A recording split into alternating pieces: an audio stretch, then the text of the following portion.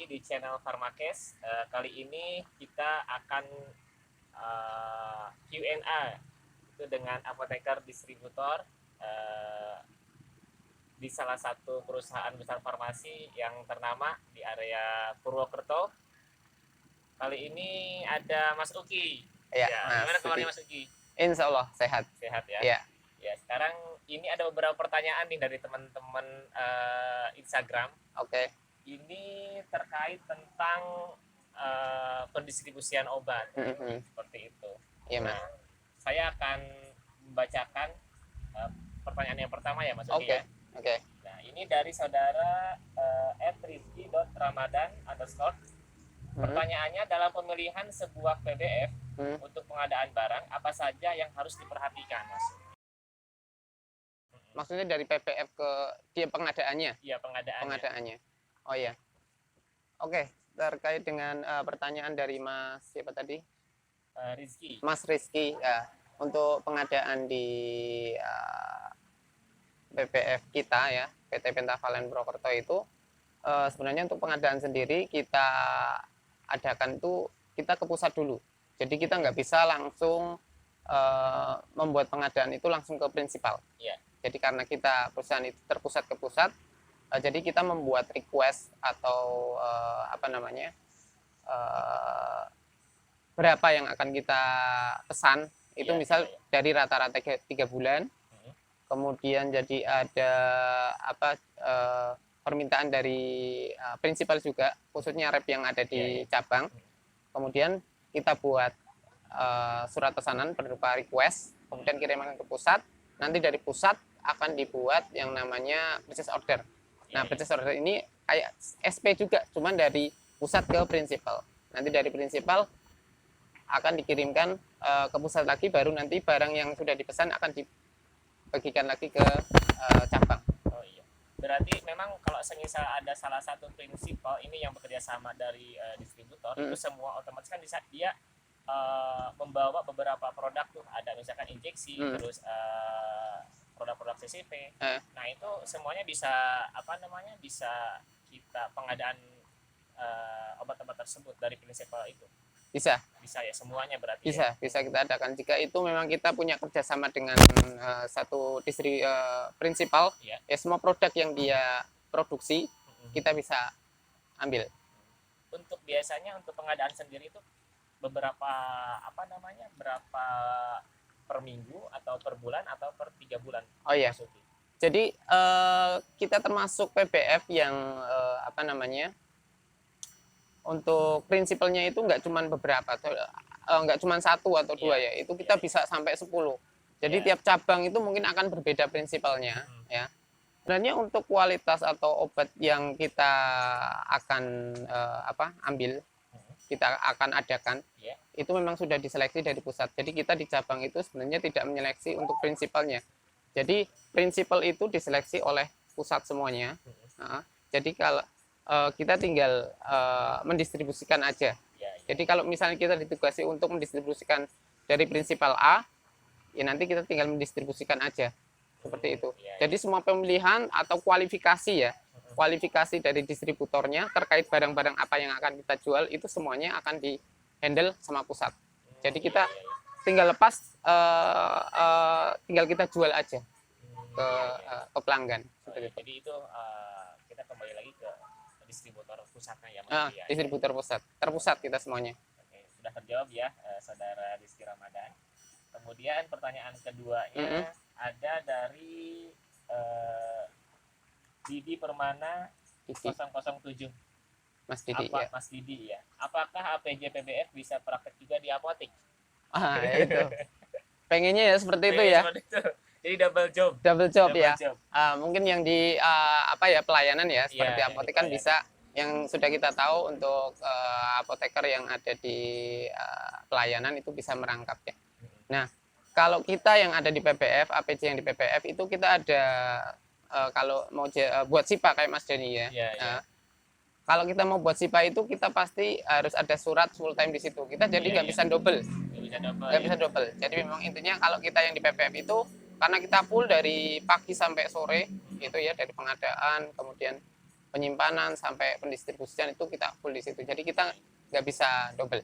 Ya nggak bisa Nggak double. bisa Mungkin double. untuk membagi waktunya juga susah ya maksudnya ya. Susah. Susah Misalnya juga kalau ya. kita berangkat pagi jam 8, jam 4 itu jam 4 tank, tapi kan kita biasanya pulang bisa lebih dari jam itu. Iya benar. Nah, kalau nyampe rumah kita double lagi kayaknya wow, waktunya udah habis kayaknya. Buat keluarga nanti nggak ada deh. Memang dari regulasinya juga sih, dari regulasi Dari regulasinya juga nggak bisa. itu nggak bisa ya. Nggak bisa untuk yang APJ di PPF. APJ PPF sama APJ pelayanan. Iya, iya, iya. Kemudian ini pertanyaan yang ketiga Mas Ah, Uki dari @ayapati. Ayapati Dia ya. sih cuman bilangnya gini, cuman mau bilang kadang santai kadang mumet. Apakah benar itu tuh? Iya. Jadi Kadang kalau santai, gini, kadang mumet. gini ya, mungkin kita bisa jelaskan ya terkait dengan APJ yang ada di PPF itu tidak semuanya APJ itu mungkin full dia di APJ ya. Kadang juga ada APJ yang dia memang masih ada rangkap. Oh iya. Secara hierarkinya dia mungkin ngerangkap dengan bagian yang lain. Job desk-nya. Job desk. Yang seharusnya kan kita harus memang sendiri ya. Jadi kalau untuk pekerjaan APJ itu ya memang sendiri, nggak bisa digabung dengan yang lain. Karena secara hierarkinya kita pertanggungjawabannya kita langsung ke kepala cabang. Untuk APJ. Terus kalau terkait dengan kita ke pusat langsung ke APJ pusat. Nah, kalau misalnya nanti ada hierarki kita jadi admin atau jadi klaim atau yang lain, pekerjaan yang lain itu nggak mungkin kayaknya. Nanti kita nggak bisa handle untuk pekerjaan APJ-nya. Nah, untuk pekerjaan APJ itu kadang nyantai, kadang enggak, ya itu bisa benar juga ya. Kita akan sibuk ya kalau kita misalnya ya kita akan melakukan yang namanya update izin. Update izin atau kita sertifikasi. Sertifikat baru. Jadi kita harus punya namanya sekarang ya, untuk aturan sekarang itu kita untuk PPF baru dan PPF lamanya harus punya sertifikat CDOP. Mungkin ngurus itu ya. Nah, urus itu bisa panjang dari 1 atau 3 bulan sebelumnya kita pasti sibuk banget. Itu yang menguruskan tuh APJ atau kepala cabang maksudnya? APJ, tapi juga tetap semua ada kerjasama ya. Kalau untuk sertifikasi itu nggak cuma APJ doang, tapi semua bagian karena itu terkait semuanya. Kalau untuk santainya ya sebenarnya nggak santai-santai banget. Kita kan juga untuk semua faktur filing dokumentasi terkait kegiatan-kegiatan yang kita rencanakan di misalnya tahun itu kan kita sudah punya jadwal untuk pelatihan, kemudian inspeksi diri, ya kayak gitu ya kita ada yang rutin memang dilakukan. Tapi untuk yang seperti apa namanya filing untuk semua dokumentasi kita juga setiap hari kerja sebenarnya. Jadi nggak santai-santai banget kayak gitu. Santai banget ya. Iya. Kalau misalnya di pelayanan kan kalau nggak ada pasien ya nyantai. Iya, kayak gitu. Kalau ada pasien baru riweuh lah, riweuh. Nah, kalau yang setiap hari ada itu pasti tanda tangan. Kembali lagi ke pertanyaannya, apakah APJ si PPF itu kerja tanda tangan itu di channel sebelumnya kita bahas ya maksudnya. Iya. Oke, pertanyaan keempat sekarang, pertanyaan terakhir nih dari @mr Zuki. Ini pertanyaannya kan ada beberapa toko obat yang menjual obat di bawah harga wajar. Ini toko obat atau apotek mungkin ya. Kalau dihitung-hitung rasanya nggak mungkin obatnya dijual harga segitu. Kira-kira mungkin nggak sih obatnya didapat selain dari PPF? Selain dari PPF, saya rasa tidak bisa ya. Tidak bisa ya. Jadi semuanya pengadaan baik itu toko obat, apotek, rumah sakit itu dia juga nggak mau ambil resiko dia ngambil dari tempat lain atau yang kita sebut apa putihan kayak gitu ya. Jadi nota bodong kayak gitu. Kenapa mereka itu bisa mungkin harganya lebih murah ya? Karena sebenarnya untuk toko obat misalnya ya, toko obat atau yang lain dia bisa menjual dengan harga lebih murah karena dari PPF untuk pembelian yang cukup besar kita akan kasih diskon itu biasanya lebih besar. Misalnya contoh dia membeli produk seperti sitosetin ya, misalnya kita ambil minyak Cito ya, produknya Cito. Biasanya kita akan kasih diskon ringnya itu 10-15%. Iya. 10-15% ya, untuk misalnya pembelian berapa karton kayak gitu ya. Nah, kemudian setelah dia dapat diskon itu, dia jualnya mungkin bisa jual dengan diskon ke outlet itu bisa 7,5% atau 10%. Oh, iya. Jadi dia sebenarnya udah untung 5%. Iya. Nah, dan kita yang sebenarnya jual, kita itu cuma kasih 5%. Gitu loh. Jadi kalau misalnya dia beli ke PBF langsung itu paling dia dapatnya 5%. Tapi kalau ke TO bisa lebih murah. Bisa dapat 7% atau 10% dari dia kalau misalnya dari outlet beli ke sini. Nah, jadi kesannya itu memang kalau beli di TO itu lebih murah dari PBF resminya. Mungkin dari TO itu pembelanjaannya lebih besar ya. Lebih besar. Benar. Lebih Sehingga besar. diskon yang dikasihkan dari distributor itu menjadi lebih besar juga. Iya. Gitu. Mungkin ini harusnya nggak cuma di TO ya. Kalau kita yang di apotek ya teman-teman yang pelayan khususnya di apotek sebenarnya bisa. Cuman memang yaitu modalnya harus besar. Ya, modalnya harus besar dan mungkin kayak TO itu kan dia juga punya sales sendiri ya. Jadi dia mungkin lebih mudah untuk pendistribusiannya ya. Beda kalau misalnya kita di apotek memang jadinya kalau misalnya apotek dengan pembelian yang besar ya kan nggak mungkin ya kita cuma beli besar dok tapi kita nggak bisa menyalurkannya kan ya nggak bisa menjualnya jadi cash flow-nya nggak dapat iya seperti itu. Ada satu lagi nih dari Nelova.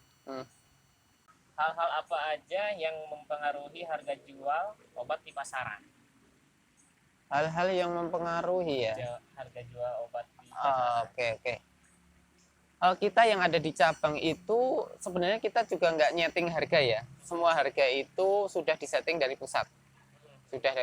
Kalaupun itu ada kenaikan terkait dengan bahan yang dibeli oleh prinsipalnya atau pabriknya itu ada kenaikan ya nanti kita diinfokan saja. Jadi untuk kenaikan yang berpengaruh itu ya memang dari langsung dari prinsipalnya ya. Kalau kita ya nggak terlalu paham kenapa, tapi untuk kenaikan harga biasanya kita ketahui dari pusat atau dari surat dari prinsipal yang disampaikan ke pusat, kemudian disampaikan ke cabang, sampai ke kita APJ yang di cabang, nanti harga itu sudah disetting. Jadi kita nggak yang di PPF itu nggak nyeting harga, oh nanti tak naikin, nanti tak turunin, itu kita nggak bisa. Jadi karena kita terpusat dari pusat, itu semua harga, karena misalnya ada kenaikan, itu ada kaitannya dengan prinsipalnya. Mungkin bisa mempengaruhi juga karena kelangkaan obat atau dari industri farmasi kayak kekosongan bahan baku mungkin bisa mempengaruhi harga jual obat. Iya. Kalau misalnya ya mungkin fast moving ya kayak kemarin kita ada COVID itu untuk produk-produk tertentu ya itu bisa cepat sekali mungkin harganya juga bisa mahal. Iya. Baik, mungkin terima kasih teman-teman semuanya yang sudah memberikan pertanyaan. Semoga jawaban kami itu bisa bermanfaat untuk teman-teman semuanya. Terima kasih Mas Uki. Oke. Ya, sampai ketemu. Oh ya. Assalamualaikum warahmatullahi wabarakatuh. Waalaikumsalam warahmatullahi wabarakatuh.